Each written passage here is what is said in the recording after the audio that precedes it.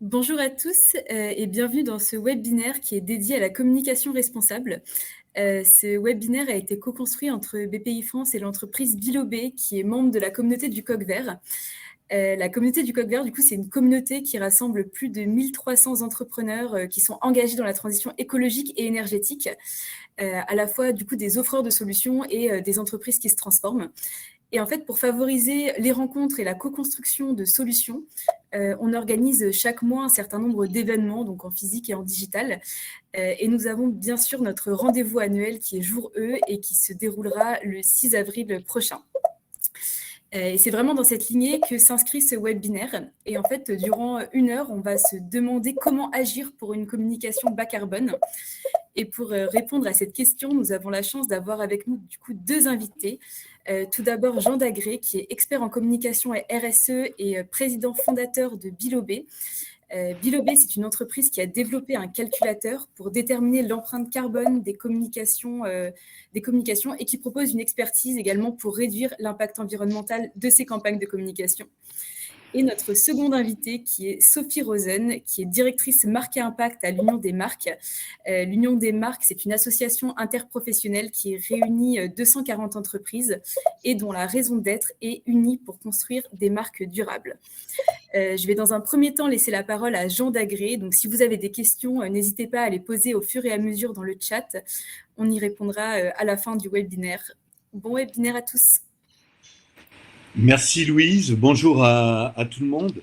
Merci pour cette présentation et merci à Sophie également d'être parmi nous. Le sujet, donc, c'est comment agir pour une communication bas carbone. Donc avant tout, il faut déjà peut-être définir de quoi on parle quand on parle de communication. Alors tout le monde connaît la communication classique, que ce soit la radio, la télé, l'affichage, la presse, mais ça inclut également aujourd'hui évidemment très largement les réseaux sociaux, tout ce qui va être digital. Et puis par communication, on peut aussi inclure tout ce qui va être communication interne, ce qui peut être de l'ordre des communications événementielles et tout ce qui va être après imprimé publicitaire. Donc on voit déjà que c'est quelque chose d'extrêmement large. Et pour avoir une petite idée du poids économique de la communication, en 2021, c'était 31 milliards d'euros d'investissement sur le marché de la communication. Donc 31 milliards d'euros, c'est quand même énorme. Ça représente à peu près 2,1% du PIB français. C'est 700 000 personnes salariées et c'est 64 000 annonceurs. Donc on voit que c'est un poids quand même qui est extrêmement important. Et peut-être avant de rentrer dans le détail, juste pour avoir un ordre d'idée, comme ça vous avez une première notion, une campagne de communication nationale, on va dire type, c'est entre 200 et 250 tonnes de carbone. Alors 250 tonnes de carbone, ça, pour la plupart d'entre nous, ça ne veut rien dire.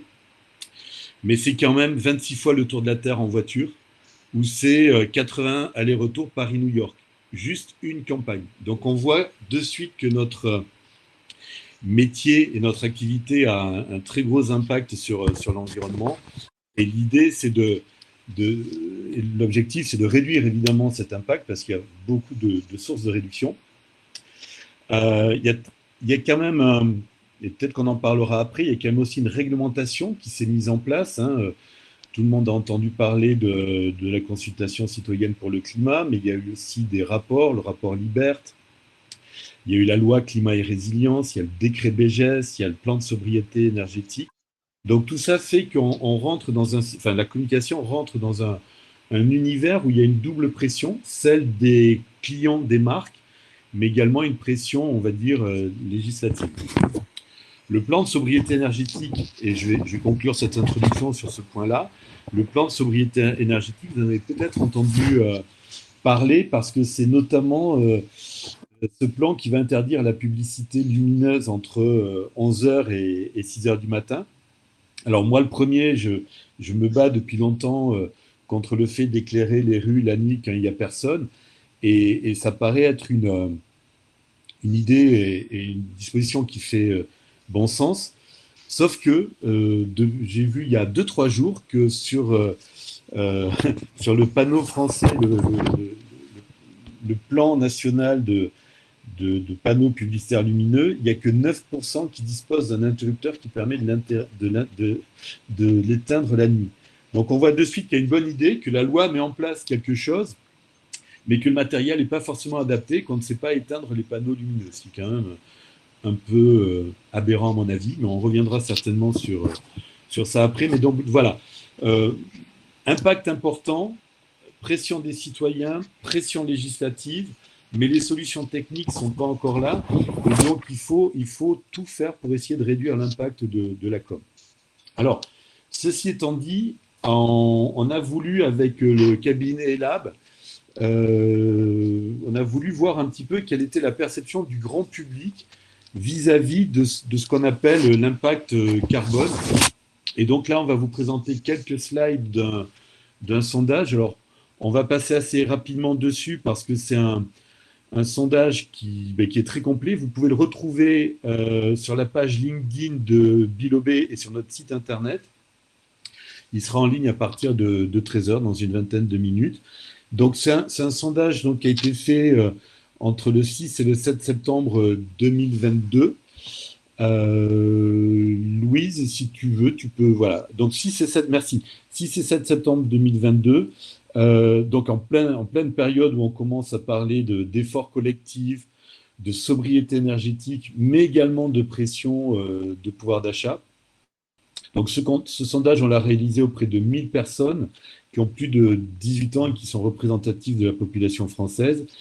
Et notre volonté, c'était de connaître la vision et les attentes des Français en termes d'impact environnemental du secteur de la communication.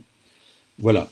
Et d'interroger également sur le rapport des Français sur la notion d'empreinte carbone, parce que pour nous, c'est évident, hein, on sait très bien ce que c'est qu'empreinte carbone. C'est pas évident, enfin, on voulait savoir si c'était le cas pour tout le monde. Et puis aussi de voir la perception des efforts de la décarbonation des marques. Je pense que Sophie nous en parlera après. Beaucoup de marques sont engagées sur des trajectoires de réduction carbone, mais est-ce que les Français, est-ce que le grand public... Donc voilà un petit peu le périmètre du sondage. Et donc sur le slide d'après, on va voir de suite un premier chiffre marquant. C'est alors qu'on interrogeait les Français sur leur connaissance, leur compréhension de la notion d'empreinte carbone, 80% d'entre eux ont montré qu'ils connaissaient le concept et l'ont associé à des composantes très concrètes du réchauffement climatique. Donc ça, c'est un chiffre qui nous a beaucoup surpris. Et ils associent donc prioritairement l'empreinte carbone à des termes ouvertement négatifs tels que pollution et déchets. Donc on voit que c'est une notion qui est vraiment maintenant installée dans la population française et que, à force de parler d'empreinte carbone, eh bien, le grand public maintenant comprend de quoi on parle. Sur le slide suivant, on voit que le sondage donc, a permis également de mettre en évidence l'intérêt des Français pour l'empreinte carbone, puisque 1 sur 10 a déjà fait un calcul carbone sur une de ses activités. Donc il y a différents sites internet, hein, mais notamment celui de l'ADEME, par exemple, où on peut calculer l'impact carbone de certaines activités quotidiennes.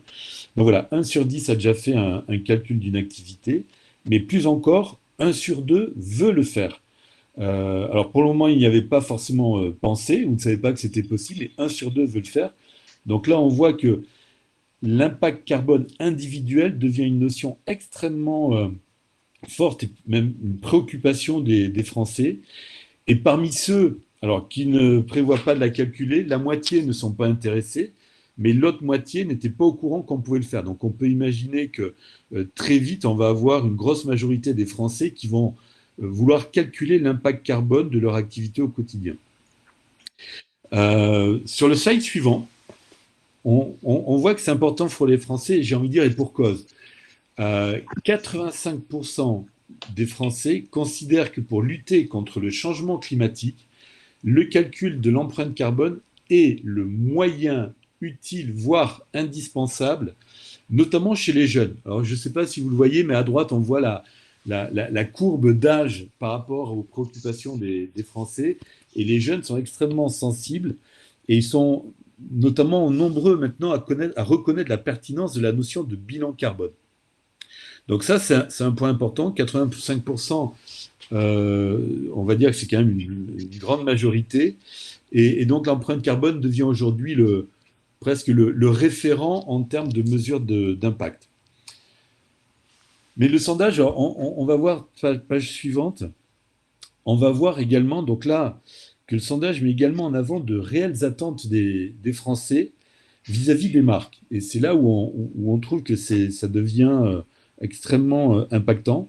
3/4 des Français achèteraient davantage les produits d'une marque qui cherche à réduire son empreinte carbone. Donc 3/4, c'est énorme. Donc l'enjeu climatique devient également important, voire plus que l'enjeu pouvoir d'achat. Alors, il faut toujours pondérer parce que dans une période où il y a une inflation galopante, on est à 5,8% en août 2022 par rapport à 2021. Mais malgré tout, dans le contexte actuel, les Français placent l'enjeu climatique avant l'enjeu pouvoir d'achat. Et ce qui est aussi extrêmement surprenant et intéressant de constater, c'est que seuls 1% n'ont pas d'opinion. Alors, je pense que si on avait fait le même sondage il y a 2-3 ans, ce pourcentage-là aurait été beaucoup plus fort. Mais 1% des Français n'ont pas d'opinion, ça veut dire quoi? Ça veut dire que les Français ont aujourd'hui des exigences claires et que l'empreinte carbone devient la référence d'épreuve attendue par les consommateurs pour acheter. Je pense que Sophie nous fera également un petit topo sur ça après. Et puis, l'autre point d'attention que l'on trouve sur le slide suivant, c'est que, c'est un point d'attention d'ailleurs très fort, c'est que cette fois et spécifiquement, concerne le secteur de la communication. 3/4 des Français jugent que les marques n'en font pas assez pour réduire l'empreinte carbone de leur communication, malgré, j'ai envie de dire, les efforts de celles-ci pour mettre en avant leurs actions vertueuses. Donc là, on s'aperçoit qu'il y a peut-être ou un manque de communication des marques vers le grand public sur les actions concrètes qu'elles font, ou alors que ce n'est pas encore jugé suffisant par les Français par rapport à leurs attentes. Donc là, ça c'est un vrai sujet, mais en tout cas, le chiffre est clair, hein, c'est 3/4 des Français jugent que les marques n'en font pas assez pour réduire leur empreinte carbone. Toujours est-il que cette défiance, à mon avis, montre à quel point les marques peinent à communiquer de manière impactante sur le sujet du réchauffement climatique et pourquoi peut-être aussi elles cherchent des outils et elles ont besoin d'outils crédibles pour mesurer et rendre compte de leur engagement. Dernier slide. J'ai envie de dire que là aussi, lorsqu'on interroge les Français sur les médias les plus émetteurs, il me semblait intéressant de voir un petit peu ce qui ressortait. On a un avis extrêmement nuancé. Si vous voyez l'impact premier, c'est l'affichage digital. En deuxième, c'est les flyers et prospectus. Donc là, on est sur deux mondes. Hein. On est sur l'ancien monde, j'ai envie de dire, pour tout ce qui est flyers et prospectus avec beaucoup de papier, mais également sur le digital. Donc, dans l'esprit du public, les efforts doivent se porter d'abord sur l'affichage digital. On a parlé tout à l'heure de la problématique d'avoir des interrupteurs pour éteindre les panneaux lumineux la nuit. Hein. Donc, je pense que c'est une mesure qui va être mal comprise par les Français. Donc, la première source de réduction, c'est l'affichage digital dans la rue. Et la deuxième, c'est effectivement de réduire le nombre de flyers et de prospectus. Mais ils comprennent également aussi la complexité d'une démarche de réduction carbone qui doit prendre en compte plusieurs médias. On voit bien que là, il y a une sorte de dichotomie et que les Français se posent la question de savoir où est-ce qu'il faut faire les efforts. En fin de compte, on va voir aussi peut-être par ailleurs que c'est un peu plus complexe que ça. Ce n'est pas forcément l'affichage digital qui est le plus émetteur, ce n'est pas forcément les flyers qui sont le plus émetteurs. Et puis peut-être aussi, les marques ont besoin de certains supports. Donc on verra également comment faire pour réduire l'impact carbone en fonction des objectifs des marques. Alors, je vais arrêter là parce qu'autrement, on va rentrer trop dans le détail. J'ai envie de dire, donc si vous souhaitez voir le sondage, vous pouvez aller voir sur la page LinkedIn de Bilobé ou sur notre site internet. Mais j'ai envie de dire qu'en conclusion, ce sondage montre déjà et nous prouve que le calcul de l'empreinte carbone s'impose comme une démarche reconnue, voire incontournable, pour accompagner les stratégies de décarbonation des marques et mettre en avant très concrètement les actions vertueuses que celles-ci mettent en place. Et ce d'autant plus, j'ai envie de dire, où les exigences des Français vis-à-vis des marques s'intensifient. Je pense que là aussi, Sophie pourra nous en parler. Et le secteur de la communication, n'y échappe pas et se doit d'être exemplaire. Voilà ce que je voulais vous dire sur ce sondage. Sophie, je te laisse la parole. Bah, merci beaucoup. Bonjour à toutes et à tous. Merci Jean, merci Louise de m'accueillir dans la communauté Coq Vert. Je suis ravie de faire une incursion parmi vous ce matin. Pour rebondir par rapport à ce que tu disais, Jean, moi je dirais qu'effectivement on a la communication responsable, c'est quelque chose qui existe depuis un certain nombre d'années. Il y avait des chartes de la communication responsable, notamment une qui avait été lancée en 2007 par l'Union des annonceurs. Il y avait un certain nombre de choses qui existaient. Et puis, on a eu la Convention citoyenne en 2020, le rapport Bousquet-Leroy, Bousquet du nom d'Agathe Bousquet, président de Publicis, et Arnaud Leroy, qui était à l'époque président de l'ADEME, qui se sont penchés sur ce sujet de communication et impacts environnementaux. Et je dirais que pour moi, c'est le moment qui a permis de lancer le débat sur le débat public vraiment sur les impacts de la publicité. Quel est l'impact de la publicité sur l'environnement de façon très très large? Et ce qu'on peut voir, c'est qu'il y a deux grands types d'impacts. Les impacts directs, dont on parle aujourd'hui, les impacts indirects aussi. Bien sûr qu'on n'oublie pas les travaux de la Convention des entreprises pour le climat, mais je suis sûre qu'il y a beaucoup, beaucoup de gens que je ne cite pas. Il y a beaucoup d'initiatives qui ont permis de faire monter ces sujets. Les impacts indirects, c'est tout ce qui va être comment on représente dans le message. Comment on représente, comment on accompagne le consommateur dans ses désirs de consommation. Donc, qu'est-ce qu'on va montrer comme décor? Qu'est-ce qu'on va montrer? Est-ce que quand on est en hiver, on va plutôt montrer quelqu'un en intérieur avec un pull? Donc, on va suggérer qu'il ne surchauffe pas sa maison, ou est-ce qu'on va plutôt montrer quelqu'un en débardeur à l'intérieur avec de la neige à l'extérieur? Et donc, on va se dire, tiens, il fait 25 degrés chez lui. Voilà, de façon un petit peu rapide. C'est tout cet imaginaire que l'on va pouvoir embarquer dans les représentations de la communication qui font partie des impacts indirects. Et on le sait parce que c'est le rôle de la publicité de faire, de travailler les représentations et d'amener des évolutions de consommation. On sait que c'est un impact qui est très fort. Et puis, il y a tous les impacts directs, l'impact carbone dont on parle aujourd'hui, tout ce qui va être les impacts sur le changement climatique, mais aussi d'autres impacts que je voulais quand même mentionner parce que ils sont peut-être un petit peu moindres. On est peut-être un petit peu moins focus aujourd'hui sur ce sujet-là, mais on a tous les impacts sur les déchets. Voilà, tout ce qu'on va produire. On parlait des imprimés tout à l'heure, on parlait de panneaux publicitaires, on peut parler de devices, voilà, tous les déchets que l'on va produire, tous ces matériaux que l'on produit et on va extraire des matières premières. Donc, on a aussi toute cette empreinte qui existe aujourd'hui. L'impact sur la biodiversité, on parlait des panneaux lumineux, la pollution lumineuse qui pose un vrai problème aux oiseaux, aux insectes, qui est aussi un vrai sujet et un sujet aussi pour la communication. Et tout ce qui va être aussi autour de l'eau. On peut parler, là j'aurais en tête comme idée les data centers. Si on parle de communication digitale, tous les data centers que l'on va créer qui nécessitent énormément d'eau, ou même pour tout ce qui va être impression, tout ce qui va être fabrication de papier, où on va aussi utiliser beaucoup d'eau. Donc, on se focus bien sûr sur notre impact, je dirais prioritaire, principal du changement climatique, de l'impact carbone, mais c'est important aussi d'avoir ce petit pas de recul et de se dire que effectivement ça n'est qu'un impact parmi tous les autres grands impacts de la communication. Et puis, une fois qu'on a posé ça, on a aussi un certain nombre d'éléments qui sont arrivés. Aujourd'hui, les entreprises beaucoup travaillent au global sur la réduction de leur empreinte carbone, et c'est une bonne nouvelle, que ce soit de point de vue volontaire ou dans le cadre de plans de sobriété. et elles sont notamment encadrées par la loi climat et résilience et par les contrats climat.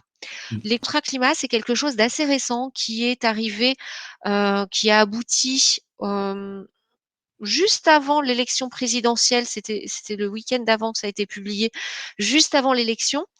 Et donc, les contrats climat, qu'est-ce que c'est? C'est une façon pour les entreprises de s'engager publiquement sur la transition carbone, climat de leur communication. Et donc, dans ces contrats climat, il y a un certain nombre d'entreprises aujourd'hui qui sont obligées par la loi de se déclarer et de prendre des engagements. Ce sont les entreprises qui sont soumises à l'étiquette environnementale, donc l'automobile et l'électroménager. Mais toutes les entreprises sont invitées et très fortement encouragées. D'ailleurs, c'est ce que nous répètent les ministères de la transition écologique et Bercy. Voilà, il y a un très fort encouragement pour toutes les entreprises, quelle que soit leur taille, à aller souscrire un contrat climat et à venir s'engager sur ces sujets. Et notamment dans le contrat climat, il y a 5 axes. C'est pareil, je vais vous épargner tous les détails. Il y a une plateforme qui est assez bien faite sur tape contrat climat et on arrive dessus. Mais l'axe qui nous concerne aujourd'hui, c'est s'engager dans le pilotage et la mesure des actions pour être dans la trajectoire des accords de Paris. Donc ça, c'est très, très important parce qu'on demande aux entreprises, au-delà d'aller rendre compte de leur empreinte carbone globale, d'aller dans un contrat climat rendre compte de leur trajectoire pour leurs activités de communication. Et ça, c'est vraiment quelque chose de totalement nouveau et qui change la donne.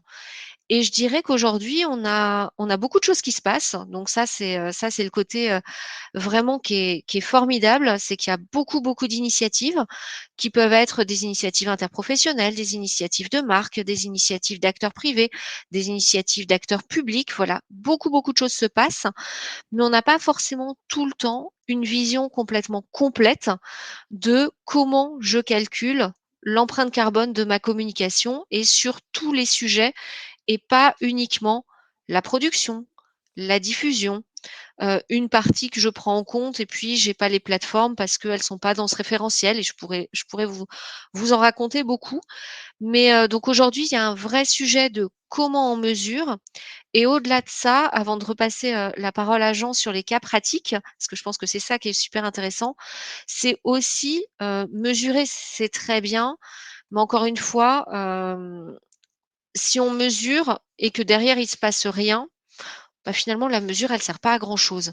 L'idée, c'est vraiment de pouvoir construire une trajectoire et d'être dans une trajectoire de réduction et du coup d'avoir des outils hyper concrets, hyper pratiques et on pourra en échanger parce que j'ai pas mal d'exemples de marques aussi et de ce qu'elles font concrètement. Mais voilà, qu'est-ce que je fais concrètement pour réduire? Parce qu'une fois que j'ai mesuré, c'est bien, je sais que ma campagne elle pèse tant, OK, mais ça me dit pas comment, passer à la suite et comment, faire que le poids de ma campagne baisse pour la suite. Voilà et je te passe la parole Jean sur, les cas pratiques. Ben, merci Sophie et je te rejoins sur mesurer c'est bien mais mesurer doit servir à réduire. Mmh. Peut-être juste avant de passer au cas pratique, un petit point sur le calcul carbone pour vous expliquer comment ça marche. En tout cas, nous, comment on l'a défini chez Bilobé. Alors, au départ, moi, j'ai fait des bilans carbone de campagne de communication il y a plus de 10 ans. Je pense qu'on était assez novateurs. Par contre, ceux qui ont fait un bilan carbone doivent savoir de quoi je parle. C'était quand même assez long, assez fastidieux. Ça coûtait assez cher. Et par rapport au score carbone que l'on avait à la suite de ce bilan carbone, il y avait deux soucis majeurs. Le premier, c'est qu'on avait le score après la campagne. Et donc, si on voulait réduire l'impact de la campagne, c'était trop tard. Et deuxièmement, ça coûtait très cher. Et c'est comme ça qu'est née l'idée de Bilobé, c'est de faire une plateforme SaaS qui permette, en donnant les datas dont on a besoin selon la méthode bilan carbone, d'avoir le score en temps réel. Et en fin de compte, le calcul carbone, c'est un mélange de plusieurs facteurs. Déjà, il faut un référentiel métier qui soit solide et complet. Ensuite, il faut s'inscrire dans la verticalité métier. Alors, par exemple, quand on parle de la communication, la verticalité métier, c'est au départ la conception, création, et puis il y a production. Par production, il peut y avoir des imprimeurs, des shootings, des tournages, de la réalisation de sites internet, etc. Et puis, pour aller le plus loin possible, il faut inclure la diffusion. Donc, ça peut être les plans médias, hein, que vous connaissez certainement, mais c'est aussi le hors média, c'est-à-dire la distribution de flyers, c'est aussi des événements. Voilà. Et donc, le calcul carbone doit, si on veut qu'il soit complet, il doit être vraiment sur la verticale métier et sur l'ensemble des supports qui soutiennent la communication. Sinon, on a un score qui n'est pas très complet. Et c'est ce que disait Sophie à l'instant. Donc, l'idée, c'est quand même d'avoir quelque chose le plus complet possible. Et une fois qu'on a défini ça, ben, en fin de compte, derrière, on va avoir une méthode de calcul, des facteurs d'émission. Alors, les facteurs d'émission, en général, enfin, il vaut mieux qu'elles soient fiables. Donc, en général, nous, en tout cas, on prend celle de l'ADEME. Et quand l'ADEME n'arrive pas à nous les fournir, on va chercher vers le Chiffre Project, vers le GHG protocole, vers ce qu'on peut trouver comme littérature. Et en fin de compte, en mettant tout ça en scène, on arrive à avoir un score. Le score, le point vraiment important, c'est la fiabilité. D'où l'intérêt d'avoir quelque chose qui soit dans des process validés. Bilobé, par exemple, a été certifié par DECRA, et DECRA a épluché chaque cellule de notre calculateur pour voir la méthode de calcul, pour voir les facteurs d'émission, pour voir le référentiel métier, et on a eu 8 mois d'audit avant d'arriver à la certification. Pourquoi je dis ça? Parce que si on veut réduire, et on va voir après comment faire, il faut avoir une granularité très fine pour savoir où réduire. Parce qu'autrement, on va se retrouver dans le cas, par exemple, des calculateurs qui se font sur des éléments pas physiques mais monétaires, et donc qui, vis-à-vis d'un budget de communication, disent ben, ce budget va émettre tant de CO2.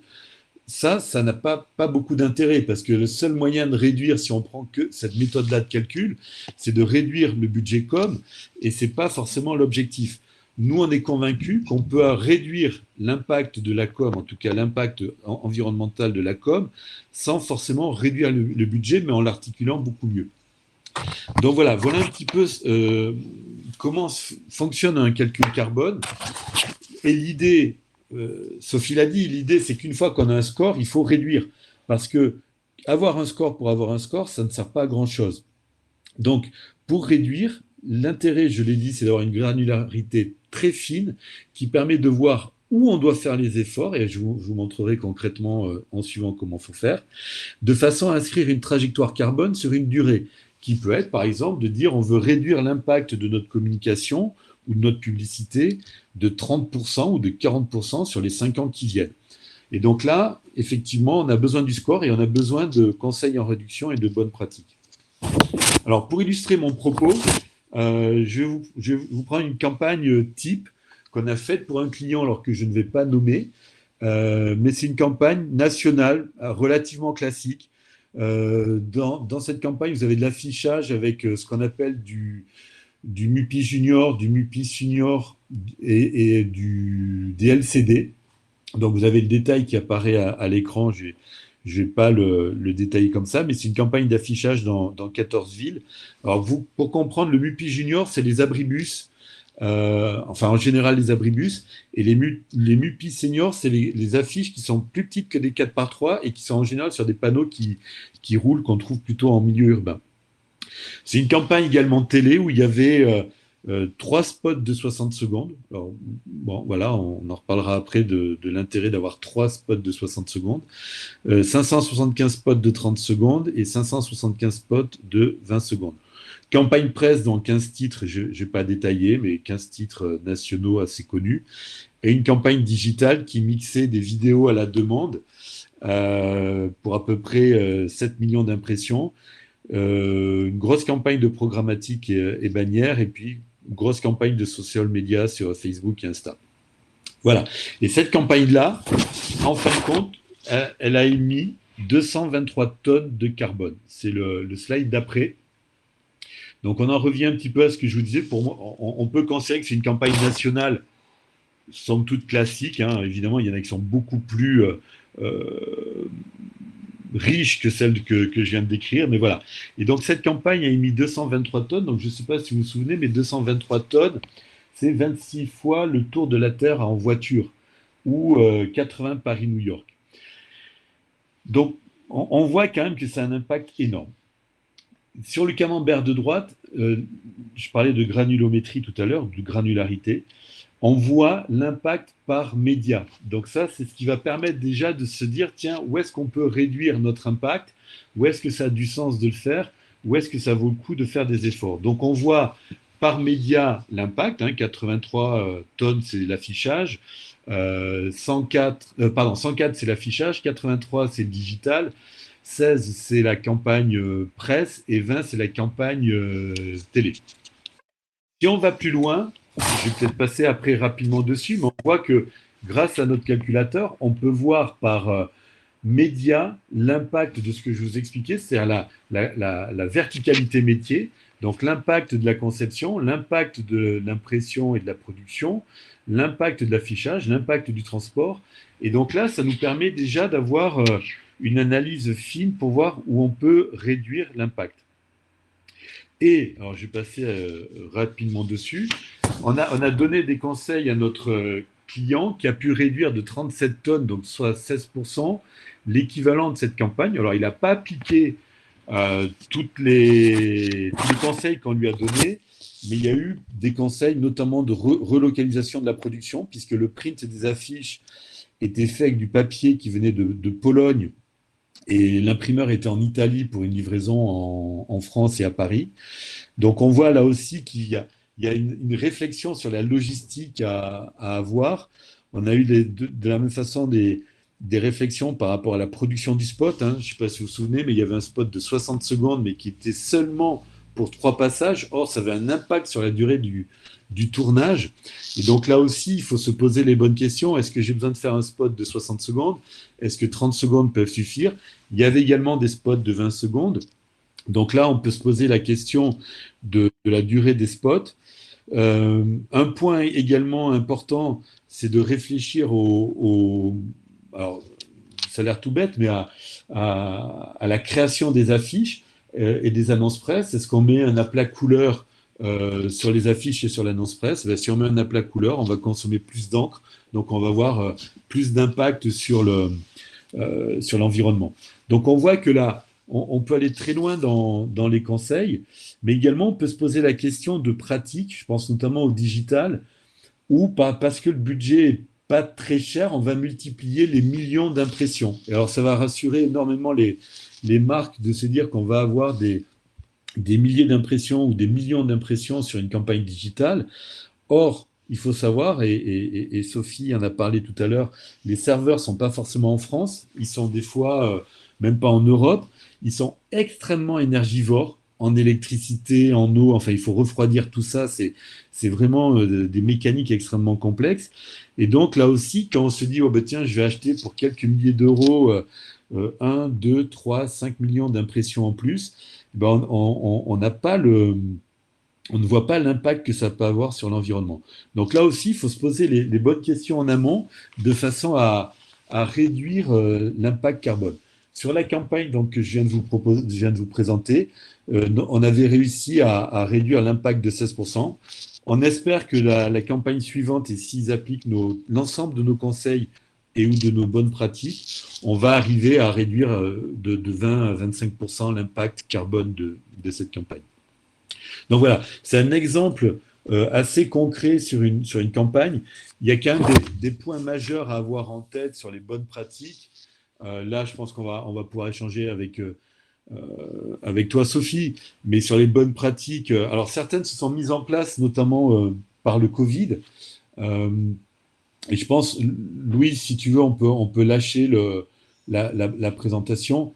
Dans les bonnes pratiques sur le Covid, et je vais revenir à l'organisation dont je parlais, sur la partie conception-création, on a multiplié les visios plutôt que les déplacements, et ça, clairement, ça a permis ça fait partie des bonnes pratiques qu'on recommande. Alors, même si les visios sont émettrices de carbone, et dans Bilobé, on a mis à jour d'ailleurs il y a quelques mois la brique Visio parce que elle est en même temps source de réduction, mais en même temps émission, hein, comme quoi on est toujours dans des paradoxes, mais il faut toujours faire des choix. Il faut faire les choix en ayant connaissance de l'impact.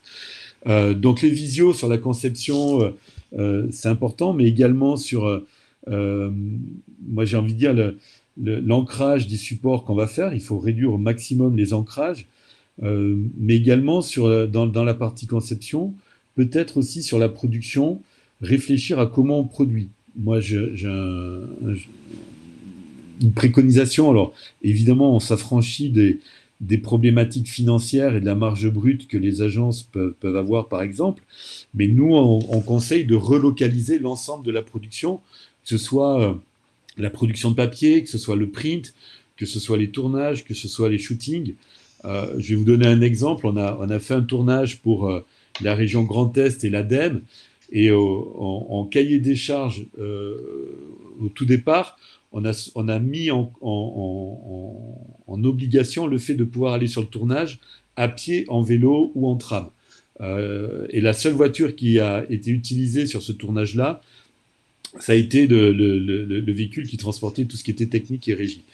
Mais sinon, tous les participants, que ce soit les équipes techniques, les acteurs, les clients, l'agence, etc., sont venus par des moyens très peu émetteurs en carbone.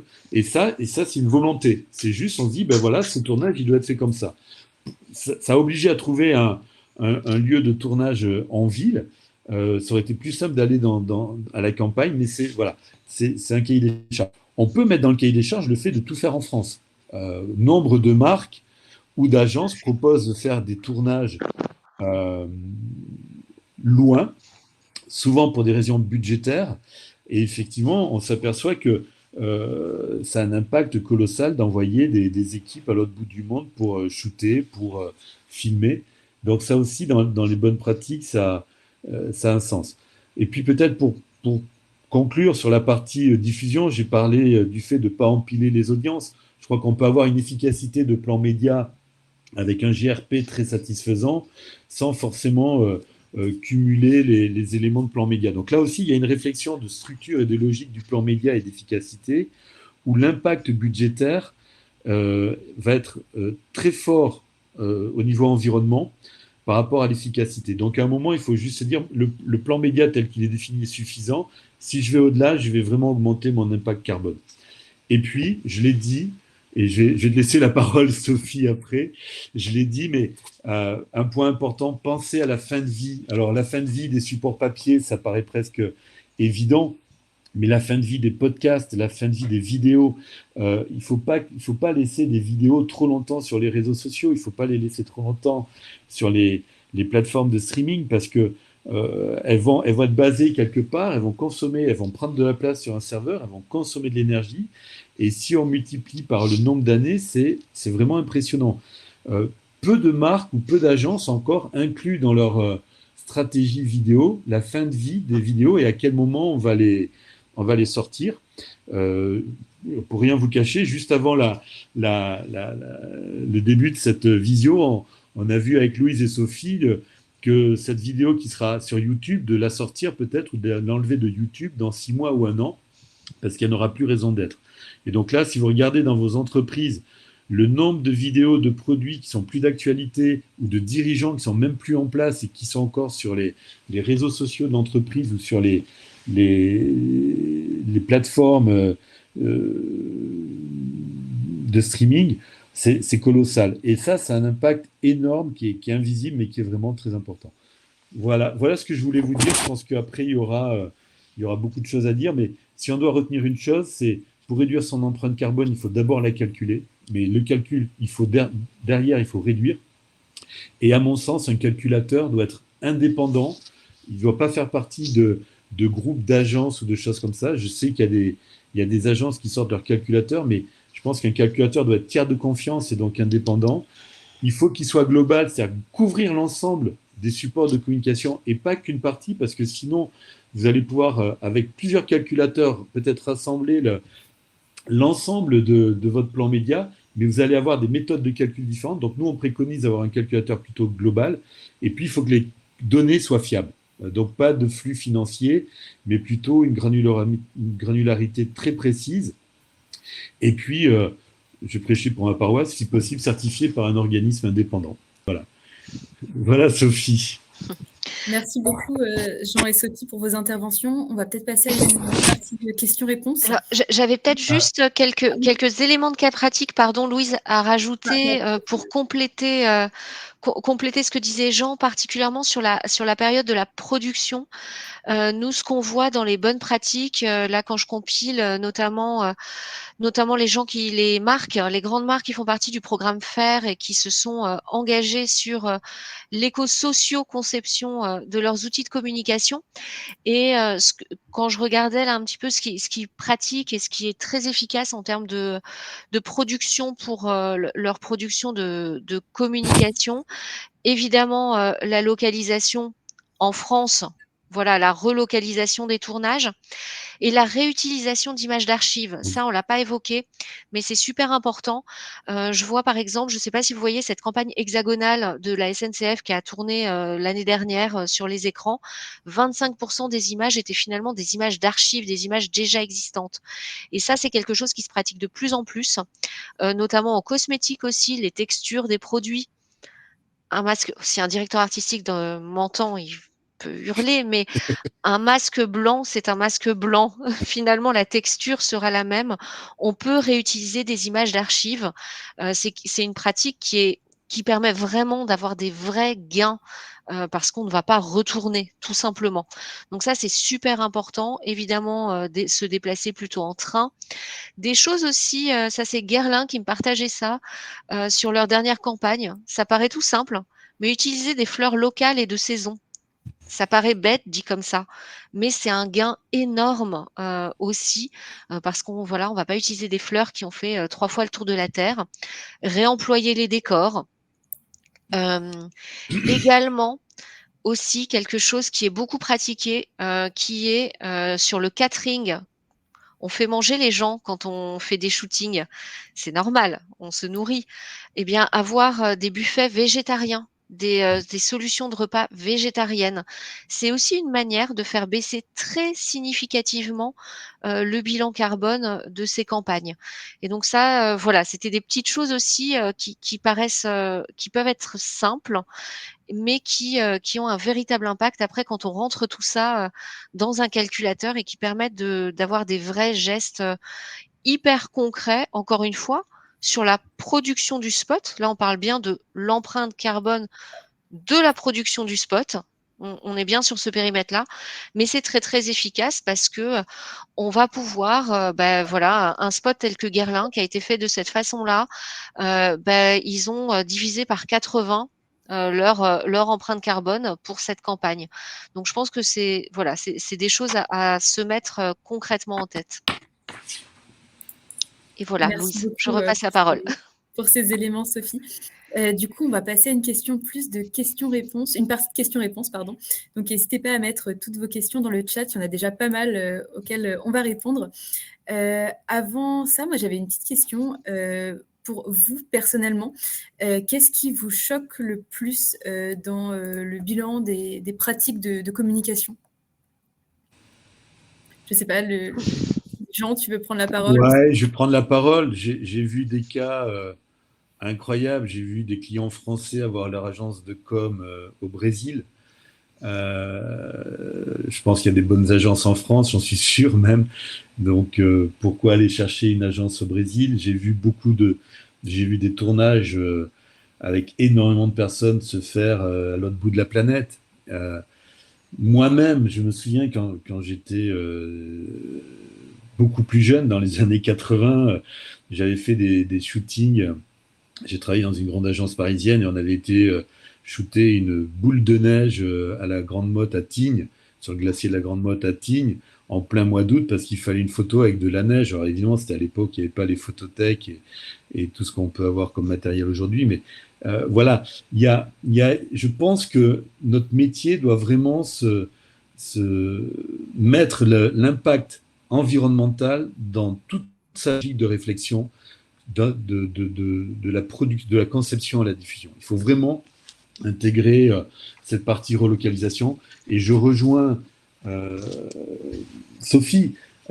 Des fois, des campagnes sont utilisées qu'une fois par an. Les Français l'auront vu pendant une durée donnée d'une dizaine de jours sur l'année. L'année d'après, on refait une autre campagne avec un nouveau design, des nouveaux tournages, etc. Alors que, à mon sens, et peut-être même si la marque explique pourquoi c'est la même campagne, il vaut mieux la réutiliser. Et je pense que même la marque gagnera parce que ses clients et les citoyens lui seront reconnaissants de refaire cette campagne plutôt que d'en produire une nouvelle. Ça marche, merci. On a une question d'Adrien qui demande: pour réduire l'impact de la communication et respecter les accords de Paris, le plus efficace ne serait-il pas de réduire le scope 3 et donc arrêter la pub pour les produits carbonés? Alors, celle-là, je peux peut-être commencer la réponse. Jean, je te laisserai compléter. C'est un peu la question de ce que j'appelais les impacts indirects tout à l'heure. Évidemment, la publicité, c'est son rôle, met en avant des produits. La publicité la plus éco-responsable possible, la plus éco-conçue, la plus sobre en carbone dans sa production et sa diffusion.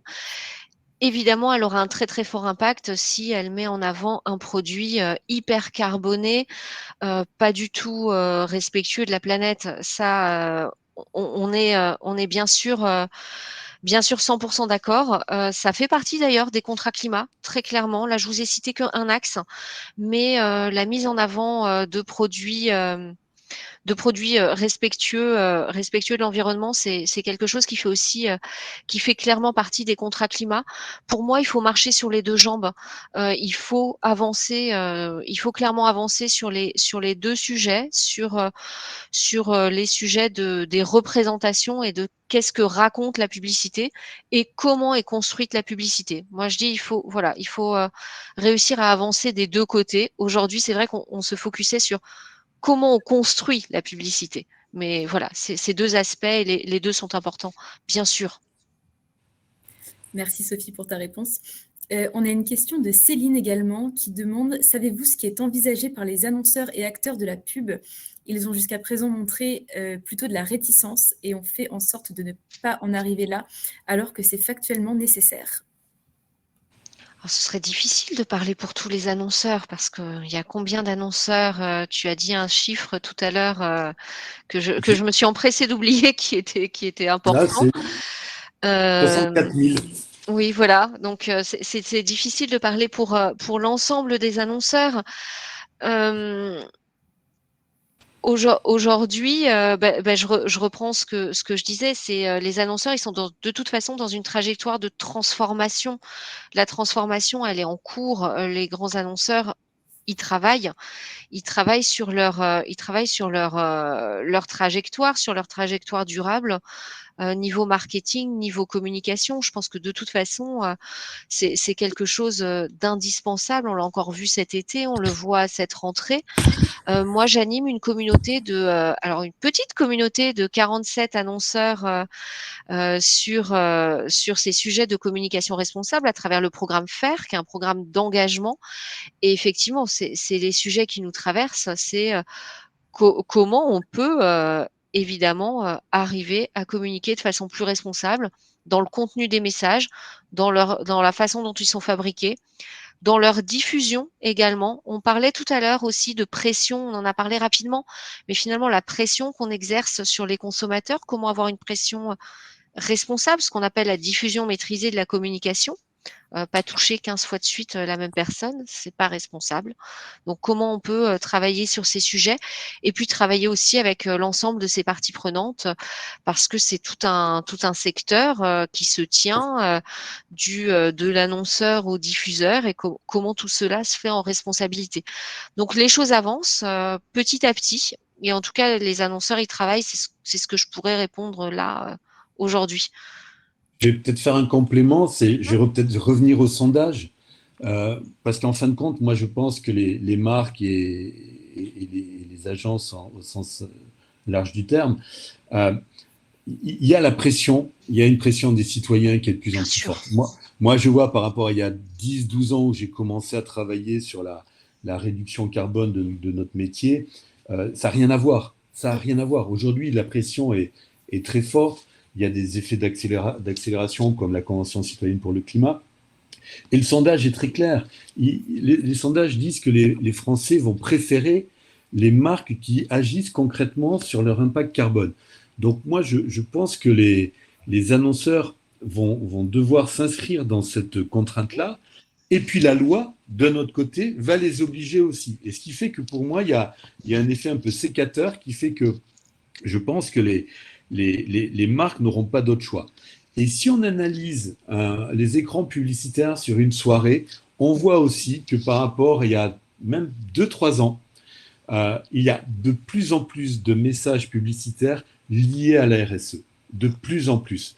Donc là, on voit bien qu'il y a une sorte de prise de conscience. Alors, il y a peut-être certaines marques qui exagèrent, qui font un peu de greenwashing assez facilement. Mais malgré tout, il y a, je pense, le début d'un mouvement. On voit aussi les syndicats de la corporation qui se sont mobilisés. Moi, je connais par exemple la ACC qui agit énormément en ce sens. L'UDM fait le même travail. Donc, je crois qu'il y a vraiment une prise de conscience. Et de toute manière, et les citoyens et le législateur ne vont plus laisser passer.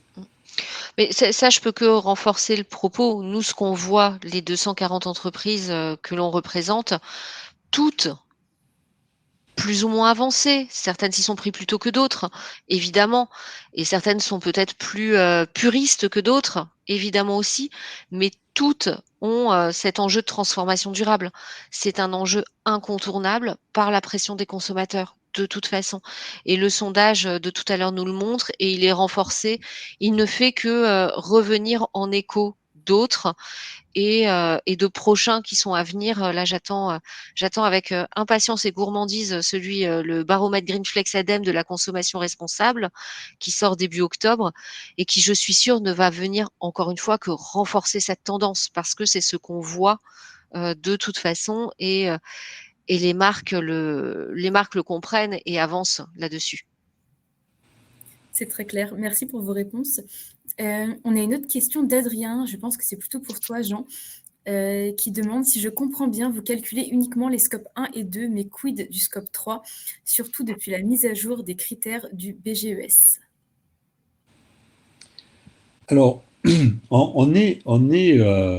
alors, faut savoir d'où on vient parce que on a travaillé sur la base du bilan carbone il y a 10 ans. Et on travaille également sur une partie du scope 3. Alors, pas sur tout le scope 3, mais sur une partie du scope 3. Il faut savoir que chez Bilobé, c'est l'objectif, c'est d'être le plus complet possible. Par exemple, on est en train de travailler avec un ingénieur carbone sur l'évolution de Bilobé, par exemple, en termes d'événements. Et le scope 3 est une vraie problématique. Mais alors, on réfléchit on répond déjà à une partie du scope 3, on ne répond pas à l'ensemble du scope 3, mais l'idée, c'est d'avancer. Ce qu'il faut comprendre, c'est qu'on est au début d'un mouvement et que le score carbone, quel que soit le score utilisé, correspond à un nombre d'hypothèses, nous, qu'on a voulu maximal. Je vous ai parlé de la verticalité et de l'ensemble des médias. Mais évidemment, on ne sera jamais sur un score parfait, mais ou en tout cas le score le plus juste. Par contre, ce qui est important, c'est qu'à partir des données que l'on peut aujourd'hui maîtriser, on va pouvoir aller au score le plus complet. Si je donnais un exemple sur ce sujet, c'est par exemple ce que vient de dire Sophie par rapport au gathering. Aujourd'hui, faire le score carbone d'un gathering, d'un tournage, c'est quasiment impossible. Alors, on pourrait le faire, mais ça va demander un temps fou. Donc, il y a des sujets qui sont encore pas travaillés, parce que sur un gathering, on ne va pas avoir la source de tous les produits. Enfin, voilà. Donc, il y a des sujets qui ne sont pas forcément super maîtrisés, super développés. Le gathering en est un. La fabrication d'un stand en est un. C'est pour ça que nous, on préconise aussi de garder des stands pour les reproduire d'une année sur l'autre, voire d'avoir des stands de deuxième ou troisième main. Mais il faut savoir que ça évolue et je pense l'important, c'est d'être dans la dynamique. J'ai une autre question de Florence qui demande quelle serait la bonne pratique pour améliorer le référencement d'une marque tout en limitant son empreinte numérique et carbone.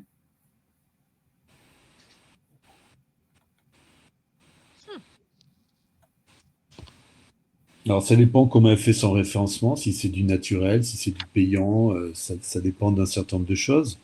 On parlait tout à l'heure de, de l'impact qu'avait le digital sur notre métier. Clairement, il faudrait peut-être choisir des moteurs de recherche où les serveurs sont plutôt en France qu'aux États-Unis ou à l'autre bout du monde. Je pense que ça peut déjà être une piste. Ensuite, eh ben, ça dépend quel va être le support utilisé pour ce référencement, sur quoi on va rebondir. Là aussi, si on arrive sur un site internet, ben, comment il est conçu, où est-ce qu'il est hébergé, quel poids font les pages, est-ce qu'il y a des vidéos qui se déclenchent automatiquement ou pas. C'est-à-dire que dès qu'on prend le sujet par un bout, on va vite aboutir à une réflexion globale. Si vous avez un référencement qui aboutit sur un site où il y a plusieurs vidéos qui se déclenchent automatiquement ou sur des réseaux sociaux où les vidéos sont aussi en déclenchement automatique, on va être extrêmement émetteur de carbone. Donc là aussi, il n'y a pas de recette toute simple où c'est bon ou mauvais, c'est juste réfléchissons pour réduire au maximum l'impact et allons au bout de la réflexion. Merci. Toujours sur les bonnes pratiques, j'ai une question de Marie-Cécile qui demande quelle est la solution la plus viable pour la planète, support papier ou support digital. En somme, le bouche à oreille reste la communication la plus éco-responsable. Là, je dirais que malheureusement, ça dépend. C'est pas si simple. On a des études qui ont été faites. J'ai pas les chiffres exacts en tête, mais selon les volumes, selon les façons dont on distribue, évidemment, comment on héberge, comment on imprime, enfin tout un tas de choses. Ben, on peut avoir un support papier plus qui coûte plus, enfin qui a une plus forte empreinte carbone, ou un support digital qui a une plus forte empreinte carbone. Là, c'est vraiment, pour moi, ce serait vraiment au projet par projet, pour identifier quel est le meilleur support. Ça dépend ce qu'on fait et comment on veut le faire. C'est pas possible de donner une réponse claire sur ce sujet. Enfin, en tout cas, pas binaire, malheureusement. On pourrait, par exemple, se dire aussi qu'une marque n'a pas les mêmes médias, que ce soit, mettons, une marque de luxe ou une marque grand public vers les jeunes, ou une marque qui va s'adresser plutôt aux personnes âgées, ou une marque qui va avoir des messages de santé, ou des messages associatifs ou pour des ONG. Donc là aussi, chaque marque doit avoir une stratégie qui lui est propre, et c'est pour ça qu'on ne peut pas être dans bien ou mal. Vouloir faire la promotion de certaines choses à la radio peut être très bien pour une marque par rapport à des cibles grand public, moins pour une autre. Donc c'est là où il faut vraiment se dire que chaque fois c'est du sur-mesure. Très bien. On va prendre une dernière question parce que le temps file trop vite. J'ai une question de Julien sur la fiabilité justement de la méthodologie de Bilobé. Quel est le niveau d'incertitude du calcul et plus globalement, comment est réalisée la méthodologie justement de ce calculateur Bilobé? Alors, très rapidement, parce que très rapidement, donc Bilobé a été structuré sur une base bilan carbone. La méthode de calcul donc, est issue du bilan carbone. On a défini un référentiel métier et derrière chaque élément du métier, on a mis des données qui viennent de l'ADEME principalement, mais je l'ai dit tout à l'heure, du GHG ou du Shift Project ou de littérature qu'on a trouvée sur Internet. Et dans le métier, on est allé le plus loin possible. Je parlais de l'impression tout à l'heure. On part de la fabrication de la pâte à papier jusqu'à la livraison du produit imprimé chez l'annonceur ou chez ses distributeurs. Donc on va aller, l'étape d'avant c'était l'arbre, mais c'est trop compliqué, c'est un peu ce qu'on disait sur le Gathering tout à l'heure. D'ailleurs, il faut savoir qu'un arbre sur 5 sert à fabriquer la pâte à papier. C'est quand même une notion qui est énorme. Donc voilà. Et donc notre Bilobe est donc calculé à partir des données que je vous ai indiquées. Donc ce sont des données fiables. Et notre méthode de calcul et les données ont été validées et certifiées par DECRA, qui est un organisme international indépendant. Mais on avait eu, il y a plus de 10 ans, non pas plus de 10 ans, il y a 9 ans, la validation de l'association Bilan Carbone, qui détient la marque et le process Bilan Carbone. On est passé également dans les référents de Carbon Trust, dans le cadre de campagnes qu'on a fait pour des clients à l'international. Ils voulaient savoir comment on avait construit Bilobe, donc on leur a tout expliqué. Donc voilà, il faut savoir qu'il y a aussi beaucoup d'organismes qui peuvent certifier les calculateurs. Et c'est vraiment intéressant de le faire, et je pense que c'est une valeur ajoutée pour les marques, parce que si un calculateur est certifié, ça va être plus rassurant sur la méthode et sur la fiabilité des facteurs d'émission qu'un calculateur qui ne l'est pas. Très clair, merci beaucoup. On va arriver à la fin du temps imparti. Merci beaucoup Jean et merci beaucoup Sophie pour vos interventions. Merci Sophie, merci Louise. Merci à vous deux. Et merci à tous pour votre participation. À très bientôt. À bientôt, merci beaucoup. À très bientôt, merci beaucoup. Au revoir. Au revoir.